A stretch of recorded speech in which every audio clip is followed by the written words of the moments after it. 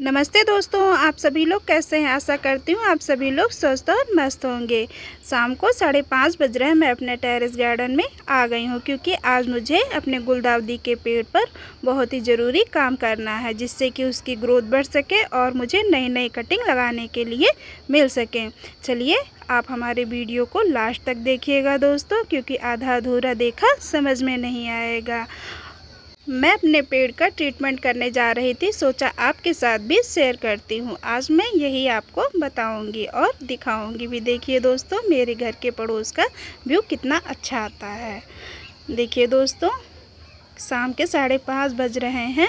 इस समय इतना सुंदर लग रहा है यहाँ पर। इस समय बादल बिल्कुल भी साफ़ है, और जब बादल होते हैं और हवा चलती है तब तो बहुत ही सुंदर लगता है, क्योंकि घर के पड़ोस में ही जंगल है, तो चारों तरफ से हरियाली होती है, तो देखकर बहुत ही अच्छा लगता है। क्योंकि थोड़ा शहर के बाहर भी पड़ता है, बिल्कुल अच्छी सी ठंडी ठंडी हवा चलती है।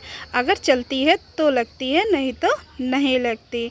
चलिए दोस्तों, अपने टॉपिक पर चलते हैं, करते हैं कुछ काम।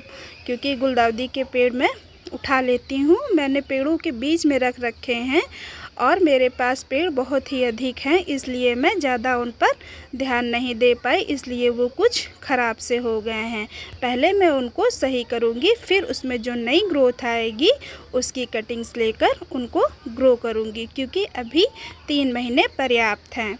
देखिए दोस्तों, कितनी पत्तियाँ इसकी पीली हो चुकी हैं और कुछ बेजान सी सूख भी गई हैं नीचे से पत्तियाँ। इनका ट्रीटमेंट करूँगी तो ये सही हो जाएंगी। कुछ इसमें खाद दूँगी, सफाई करूँगी, निराई गुड़ाई करूँगी, बिल्कुल मस्त हरा भरा हो जाएगा और नई नई कटिंग्स हमें मिलेंगी।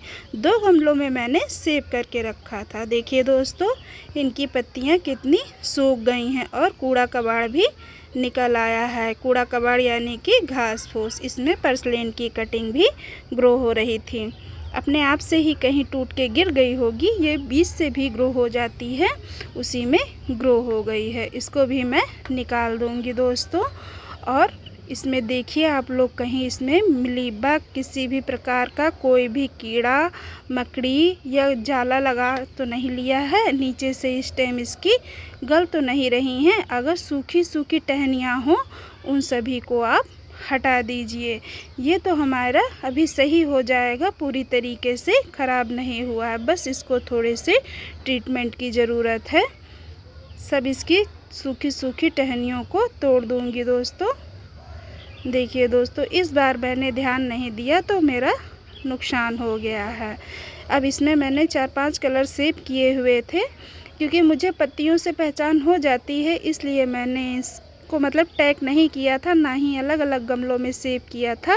सभी एक में ही लगा दिए थे, क्योंकि और भी पौधे लगाने के लिए गमलों की ज़रूरत पड़ती है, इसलिए खाली करना भी बहुत ज़रूरी था। इसीलिए सभी को एक में ही लगा दिए थे। अगर आपने भी अपने गुलदाउदी के पौधे पर ध्यान न दिया हो, तो ये बिल्कुल सही समय है इनकी कटिंग लगाने का और उनके पेड़ों को सुरक्षित करने का। इसमें जब ग्रोथ हो जाएगी, हमें नई कटिंग्स मिल जाएंगी, तब मैं इसकी रिपोर्टिंग भी कर दूंगी और इससे नई नई कटिंग लेकर ग्रो भी कर लूँगी। ये हमारे पास 5 कलर के हैं, सभी को मैंने एक में ही रख रखा है। मेरे गुलदाउदी के पेड़ में मिलीबग का तो अटैक नहीं हुआ है, लेकिन नीचे से कुछ टहनियाँ सूख गई हैं और कुछ चींटियाँ भी लग गई हैं। इसकी मैं अच्छी तरीके से गुड़ाई कर दूंगी और सभी जितनी भी हैं उतनी सभी सूखी सूखी पत्तियों को हाथों से निकाल दूंगी। एक एक पत्तियों को अच्छी तरीके से मैं चेक कर रही हूँ कि इसमें कोई भी कीट तो नहीं है। मकड़ी भी जाला लगा देती हैं, उन सभी को निकाल कर हटा दूंगी, क्योंकि ये काम करना बहुत ही ज़रूरी होता है, तभी तो इसमें नई नई ग्रोथ आएगी। कुछ इसमें नीचे से हल्की हल्की सी ग्रोथ दिख भी रही है। देखिए दोस्तों, इसमें घोंघी आ गई है। ये हमारे पेड़ की जड़ों को खाती है और ये अपनी संख्या बहुत तेज़ी से बढ़ाती है, ख़ास तौर पर बारिश के मौसम में। बारिश के मौसम में ये इतनी फैल जाती है कि जो भी मैं बीज लगाऊं या कोई कलम या कटिंग्स कुछ भी लगाऊं, तो उन सबको ये अंदर ही अंदर चट कर जाती है और बहुत ही नुकसान देती है। इसलिए आपको कहीं भी मिले, या तो आप इसको पैक कर कर कहीं दूर फेंकिए, नहीं तो मार दीजिए। सबसे यही एक आसान तरीका है, इससे छुटकारा इतनी जल्दी नहीं मिलता है। और पेड़ की बराबर गुड़ाई करते रहिएगा। हफ्ते 10 दिन में एक बार अगर आप गुड़ाई करते रहेंगे तो इसमें मतलब पनपने का इसको मौका नहीं मिलेगा, और जो भी हमारे गमलों में मॉइस्चर होगा वो भी सब हट जाएगा।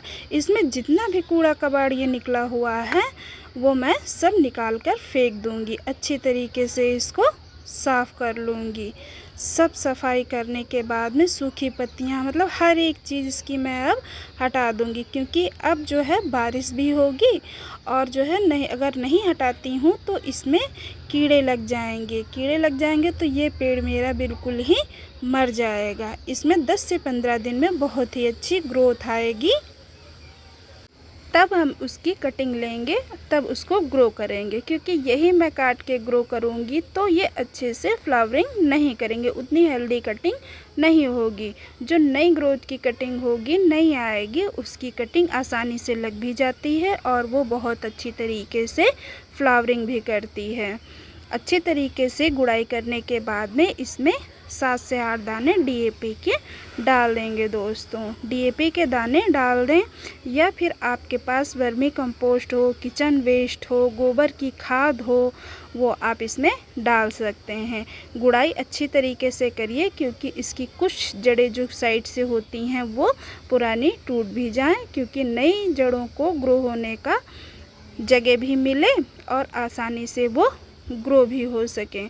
दोनों गमलों की मैंने अच्छी तरीके से गुड़ाई कर ली है। गुड़ाई करने के बाद में इसमें अब मैं डालूँगी डीएपी। देखिए दोस्तों, डीएपी के कुछ दाने लिए हैं, ये दोनों गमलों में डालने के लिए पर्याप्त है। दोनों गमलों में डाल दूँगी आसानी से, बस इतने में ही अच्छे से ग्रोथ करेगी। अगर डीएपी नहीं है आपके पास तो गोबर खाद, वर्मी कंपोस्ट या फिर किचन कंपोस्ट आपके पास रखी है तो आप उसको डाल दीजिए। उसी से आपकी ग्रोथ बहुत ही अच्छे से होगी। क्योंकि हमारे पास ये कोई भी खाद नहीं थी, क्योंकि मैंने इस्तेमाल कर ली थी इसलिए ख़त्म हो गई थी, इसलिए मैं डीएपी का इस्तेमाल कर रही हूँ दोस्तों। अच्छी तरीके से इसको चारों तरफ से ढक दूंगी, क्योंकि वो मिट्टी के अंदर रहेगा और अंदर जैसे जैसे हम पानी डालेंगे वैसे उसका कस अंदर जाता रहेगा और हमारे पेड़ों को न्यूट्रिशंस मिलेंगे और अच्छी तरीके से इनकी ग्रोथ भी होगी। अगर दोस्तों आपको हमारी वीडियो कुछ भी अच्छी लगी हो तो प्लीज़ दोस्तों लाइक, सब्सक्राइब और कमेंट ज़रूर करिएगा। पानी डालने के बाद में इसको ऐसी जगह रखेंगे जहां पर 5 से 6 घंटे की धूप इसको मिल सके। चलिए दोस्तों, आप सभी लोग स्वस्थ रहिए, मस्त रहिए। बाय बाय दोस्तों।